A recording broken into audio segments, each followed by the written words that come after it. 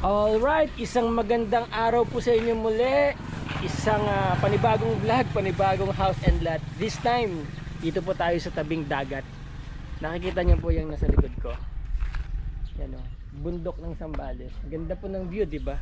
Okay. Ito po yung binibentang house and lot. Actually, beach house. Beachfront house and lot. Yan.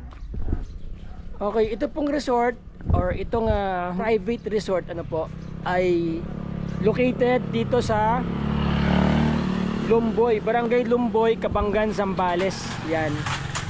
So, yan, papunta pa sa marami na ring mga resorts diyan. Ito palabas po. So, meron po kayong dalawang access dito kung manggagaling kayo ng Manila. Alright, so pasukin po natin ang tanungin natin si Kuya, nahiyang humarap sa camera eh. So yan, malaki po ang gate niya. Nung pinagawa to Kuya, tinambakan to, no? Ha? Tinambakan to nung pinagawa. Oo, tinambakan, ang taas, oh. Okay. So as you see, magandang bakod, ano po. Ayan, oh. Stainless ang gate para matibay dito sa dagat. So ayan ang ang building, ng main door. Ito yung gilid ng building papunta dun sa beach. So yan ang frontage po. Actually ang pinaka frontage nito yun eh.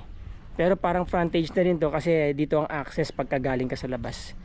So yan ang bakod. Ang frontage niya 25 to 30 meters. Okay. So mamaya sabihin ko po sa inyo kung gaano kalaki itong property, itong total area niya. All in po ito ha, lahat ng nandito kasama sa binebenta sa presyo. Itong swimming pool po nila ay may makina po ito So meron po siyang filtration dito, ayan tatlong tangkeng malalaki. Yan. Yung tubig po na lumalabas doon sa swimming pool at saka yung tubig po na lumalabas diyan sa buong bahay, sa mga gripo diyan sa bahay, ay dumadaan po dito sa 3-stage na filtration system nila. Okay, may makina po yan dito sa loob. Silipin natin. Ayan no. Wow. So ayan. May filtration po dito. Ibig sabihin, pwedeng inumin yung tubig. Opo. Sa gripo. Opo. Okay. Tapos yung tubig na nandiyan dyan, galing sa ilalim ng lupa. Opo. Okay. So, aakit ang tubig dyan, pupunta dito, and then, lalagay niya dito, dadaan dito, papasok dito. Tapos, isi-filter. Yeah. Okay. Pagkatapos, ipapasok na sa taas. Isusupply niya na sa bahay. Okay. So ayan pwede palang inumin yung tubig dito. Hindi na kailangan bumili ng tubig na hindi na pala kayo bumibili ng tubig na Hindi na. Okay, ito na ang gamit yung filtration system. Ayan Yun. So ito po yung sa swimming pool. Yan. Ito ngayon yung naglilinis ng tubig na swimming pools. Ganda. Okay. Meron pong 3 kubo-kubo.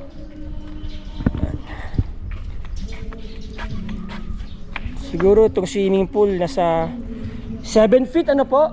Pinakamalalim 7 feet. May mga kailangan ipa-repair dyan sa Kisame. Pero minor repairs lang naman yan.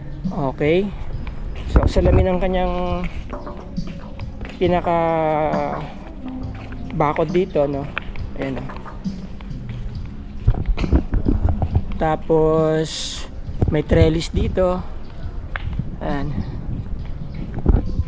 May bar. Okay. Yan ang swimming pool. Mamaya pasok pa tayo sa loob.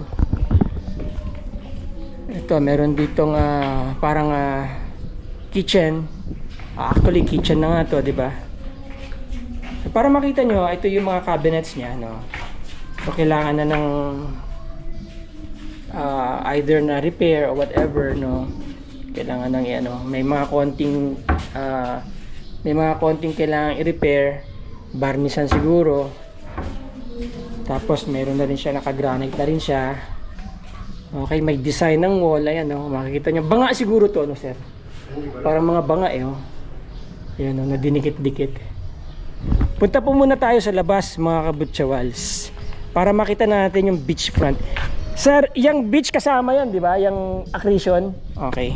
Meron po itong 500 square meters na accretion. So yan, may mga walkway na rin dito. Okay. Yan, leading sa mga kubo-kubo. Yung 3 kubo-kubo. Yan. So ayan po yung harap ng building. Yan. So actually parang frontage doon sa kabila, frontage din dito no. Okay. Medyo kailangan ng palitan yung mga kubo-kubo, pero it's still fine. Konting repair lang. Yan. Salamat po. So ito yung another 500 square meters yung accretion sinasabi. Yan. So ito ang dagat. May mga panahon talaga na magandang dagat sa Zambales eh. Pagka summer, usually most of the days magandang dagat sa Zambales. Huwag lang yung malapit ng umulan. Talaga namang nag-aalburuto yan.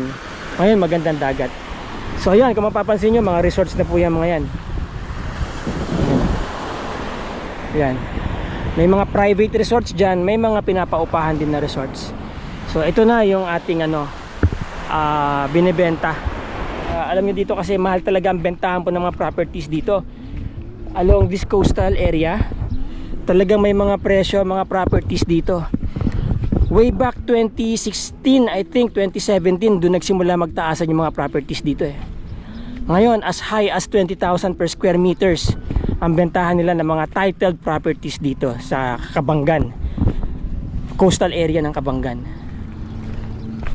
Kuya, ilang kwarto po meron ito?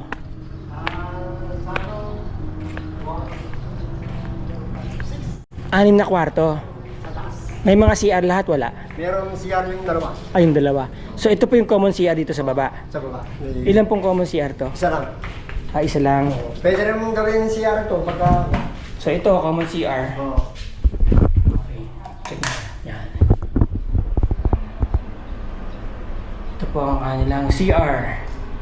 So, hindi po siya nakatiles hanggang ceiling, pero okay na.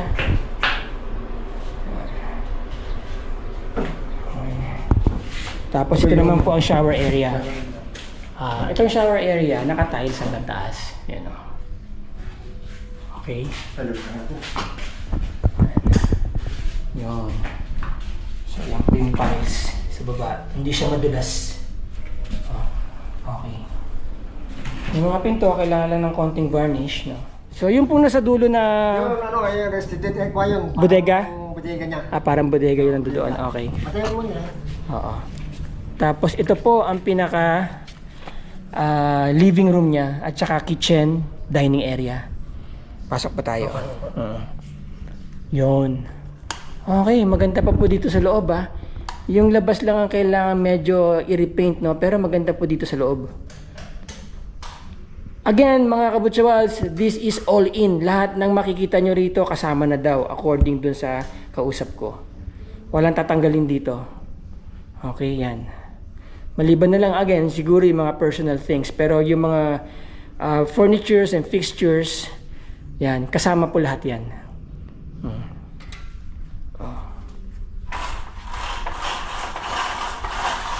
Yan. Ganyan po ang view dito sa labas. Pag nandito kayo, pakape-kape kayo dito, pabasa-basa lang ng libro, yan o, pa-wifi.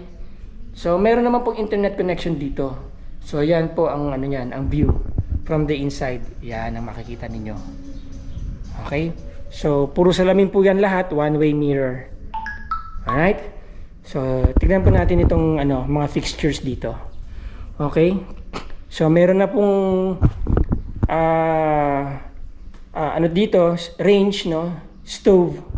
At meron ng range hood. Thank you nga pala kay sir. Sabi niya sa akin, range hood daw tawag dyan. Shout out sa iyo, sir. Pasensya ka na, hindi ko makita yung pangalan mo dun sa sa comment section dahil ang gamit ko studio. Okay, yan So, hindi pa masyadong gamit Yan, may range hood siya. So, ayun ang kanyang built-in cabinet. Okay. Maayos pa naman po. Di ba? Lababo. Yan, ang lababo. Alright. Okay. Yan. Yun. Okay. And then, kasama na tong ref. So, inverter yan, ref na yan, LG. Mukhang ano to eh, smart ref, no? Yan o, ang ref. Para saan to, sir? Ha? Pag pinindot to, para saan? Hindi ko alam. Basta hindi ko ginagalaw yan eh. Ignorante kasi ako eh. Yan, para saan yan? Ayun, Ay, para masilip mo, hindi mo na kailangan buksan yung buong pinto. Okay, wala kasi kaming ganitong rep eh. Oo. Ice chest lang ang gamit ko eh. Ayun. Okay. Okay. May kasama yung washing machine, ano? Ilang ko. Okay. May washing machine ito. So yan, kasama na rin yung cabinets na yan. Ito washing machine. So ito, anong kanilang laundry room. Yun. Okay. Yan, kasama na yung washing machine. Hindi pa gamit ka. Dalawa. Hindi pa po gamit to. Hindi masyadong gamit. Yan. Oh. So ito yung laundry room. Okay. May mga nakahanda ng lalabasan siguro ng tubig dito. Ayan oh. Ito po ano. Ayan. Okay. So meron na ngayon, may mga nakaabang na. Alright. And then, yan ang pinto. Ano po ito? Ano lang yan? Ano lang sa bodega? Bodega. May pintuan to palabas. Wala. Ito ganun lang. Sa kabila. Okay. So, check po natin yung mga kwarto. So, ayan, ang kusina Oh. Ito yung bodega niya. Bakit may gamit na no? Yan, bodega. Yan, bodega. Okay. So, nasa likod siya ng kitchen. Ayan yung kitchen, no? So, ito yung bodega. Utility room. Again, sa ilalim ng hagdan, di ba? Yan talaga ang paboritong utility room. So, may tagus doon. Para, alam niyo na siguro, may access din sila doon. Hindi masayang yung space. Okay? Saan natin? Ito po may kwarto dito. Ano po ito? Labasan. Dito lalabas. Labasan. Sige, pabukas nga po. Ayan. Pwede kayo lumabas dito, diretso sa kotse, sa inyong car, vehicle. Kasama na po yan generator. Kapag binili nyo to. Tingnan natin kung gaano kalaki itong generator niya. 6.5 kVA. Malakas-lakas. Di ba? Malakas yan. Alright. So, ayan. Ito yung living room nyo. Ayan, oh. Kasama na yan TV. Kasama na yan mga sofa. Ayan, yung sofa sets. O, di ba? Sarap dito. Nanonood ka ng TV, nakaupo ka lang dyan. Yan ang view mo. Ayan, oh. So, habang nakaupo ka dito, meron ka ring view dyan sa labas, di ba? Panoramic view. Di ba? Ayan, oh. Okay. Akit po tayo sa taas. So, ayan yung pinaka main door.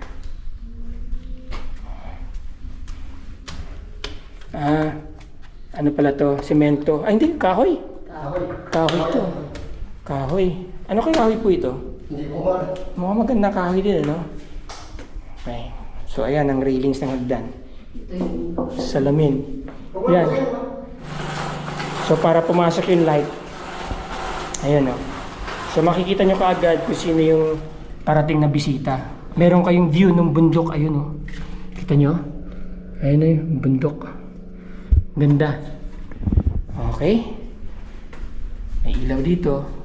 Ayan, pin light. Alright. Yan. So, yan ang hagdan. Diba? So, pag binuksan nyo pa lahat yan, makikita nyo pa yung view ng bundok doon. So, check po natin yung mga kwarto. May kwarto dito na may view dito sa labas. Ayun, oh. Yun, diba? Kita nyo? So, ganyan ang view dito sa kwarto. Ayun, yung bundok, oh. Ang ganda. Okay. Tapos, ito ngayon yung view. Dito naman sa kabilang bintana. Ayan. Kita nyo yung dagat. Tsaka yung mga kapitbahay ng mga resorts. Okay, magandang kama ha. Kasama na yan. So, mayroong ano dito. Mural. Okay. So, yan po yung cabinet. Maluwag ang cabinet. Yan po yung gilid ng kama. Diba? Yun. Yan. Makapalang kutsyon, no? Okay. So, may TV na rin dito. Tapos, ito yung remote ng aircon. Split type. Okay. And then, ito, may cabinet dito sa labas. No? Pasok tayo dito sa isang kwarto. Maganda tong kwarto na to, ha, sir? Okay. Yun oh. Pasok ang hangin. Sarap. Yun. So may salamin dyan para mukha siya talaga maluwag tignan. Maganda yung ceiling fan. No? Ganda ng design. Okay. In light yung mga ilaw. Bukod pa dito syempre. So labas tayo. Check natin yung view dito. Yun. So maganda view dito oh. Yan na yung swimming pool. Okay. Yan. Nandyan ang sunset.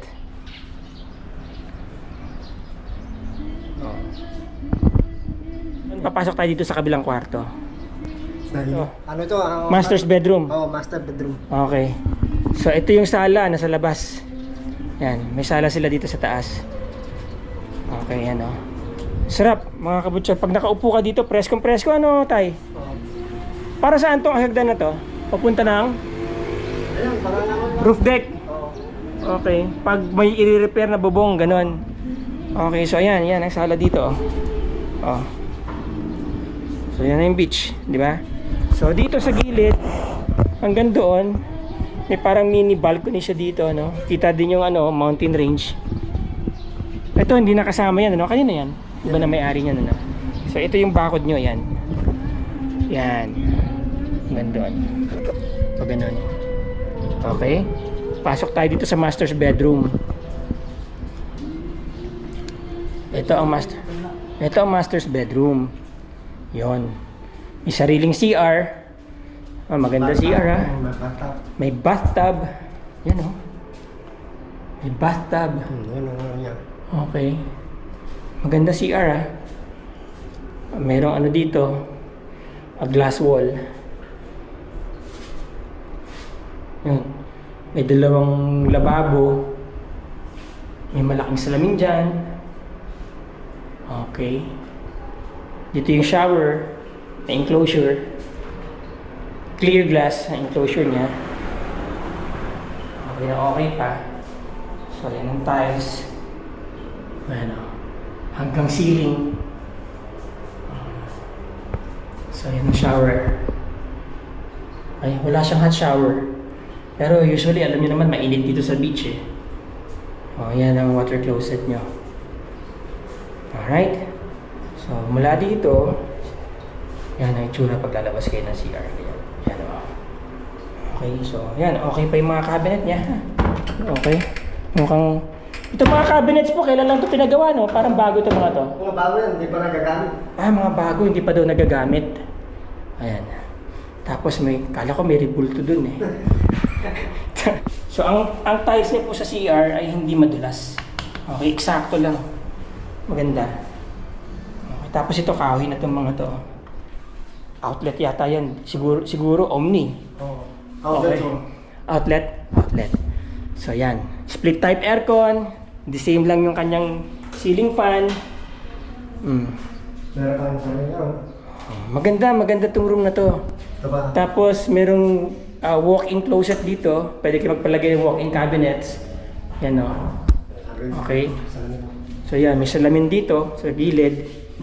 So yun na, yun, di ba, yung master's bedroom. So maluwag yung space, ayan no. And then punta pa tayo dito. So tagusan na po ito, no. Tagusan na.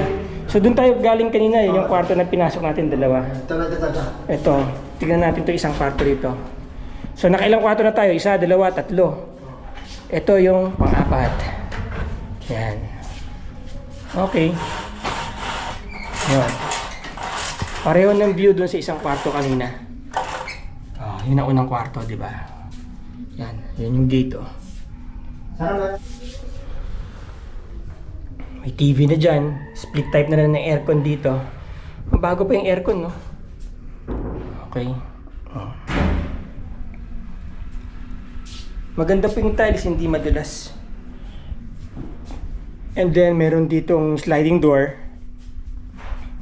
Yan, meron kang dyan, table. May sliding door dito. Papunta, may silang dalawa, meron silang parang balcony. Balcony, ayan. Okay. So, pag umaga kasi nandyan ang araw. Sarap tumambay dito pag hapon. Pag umaga naman, dun kanina, masarap tumambay dun. So dito ang tambayan pagkahapon na. Yan. So ayan ang makikita niyo yung view dito. Halos makikita niyo yung kabuuan ng mountain range ng Kabanggan. Hanggang doon, may ilog dyan. Yan. Pero hindi naman po tumataas ang tubig dyan. Parang ganyan na lang yan eh. Ano yan eh, brackish water. Yan. Dire-diretso yan hanggang doon. Okay, so ayan na yung sliding door. Alright. So ito yung CR ng 2 kwarto. Pati yun. So ilan ang CR sa labas? Isa lang. Oo, isa lang. Pero pa yung nasa baba, no? So may CR dito, ayan o. So May tapos heat CR pa dito. Heat. Yung heat niya. May hot shower, ayan o. May hot shower. Naka shower enclosure na rin kayo. Ayan, medyo mataas, no? Mas makapal yung salamin, no? Clear glass. Okay. So ayan, yan ang CR. Alright.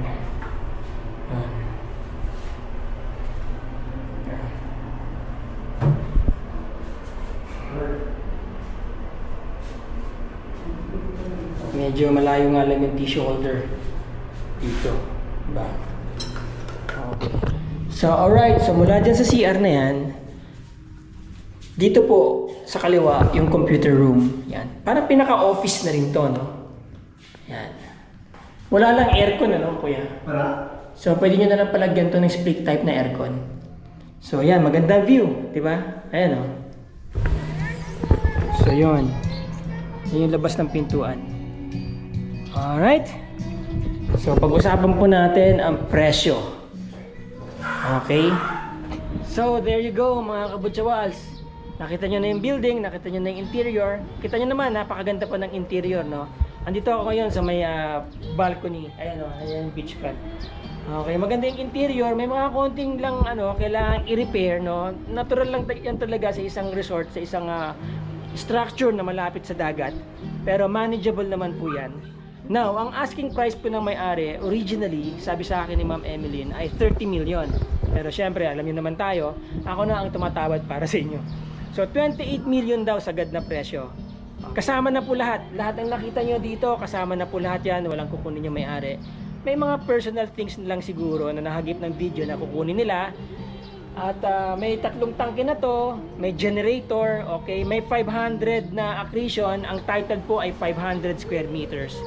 Sabi niya sa akin, titled, clean title in the sense na buhay yung mga pipirma, silang mag-asawa, updated ang tax, goods to. Well, ganun po talaga ang presyohan ng dito, ng property dito, mga kabutsawals, no? Medyo mataas po talaga. Tumataas pa. Kaya kung meron po kayong pang-invest, I would rather say go for it, no? Tsaka bibihira na lang din po yung mga available na ganito mga resorts dito, o yan, mga beachfront, o yan, kagaya niya, no? So again, hanggang dito na lang po ang ating video. Kung sino po yung mga gustong magpa-vlog ng kanilang mga properties dyan, okay, around Zambales lang po, feel free to get in touch. Yun naman po mga interesado sa property na to, nandyan po lahat ng aking contact details sa description. Pindutin nyo lang po yung more dyan, okay? So nandyan po lahat yan, yung aking FB link, yung aking Viber, WhatsApp, Globe, smart number, nandyan po lahat yan, including yung aking email sa Gmail. Tawagan nyo ako, kontakin nyo ako. Sasagutin ko po lahat yan, lahat po ng inquiries. Kung hindi ko man po masagot agad, I always find time sa isang araw na sagutin po lahat yan, even yung mga comments, no, habang kaya ko pa. Okay, maraming salamat po. Maraming salamat sa mga viewers, sa mga bagong subscribers dyan, mga silent viewers. Maraming salamat po. Comment lang po kayo. Lahat po dito ay welcome. Maraming salamat po.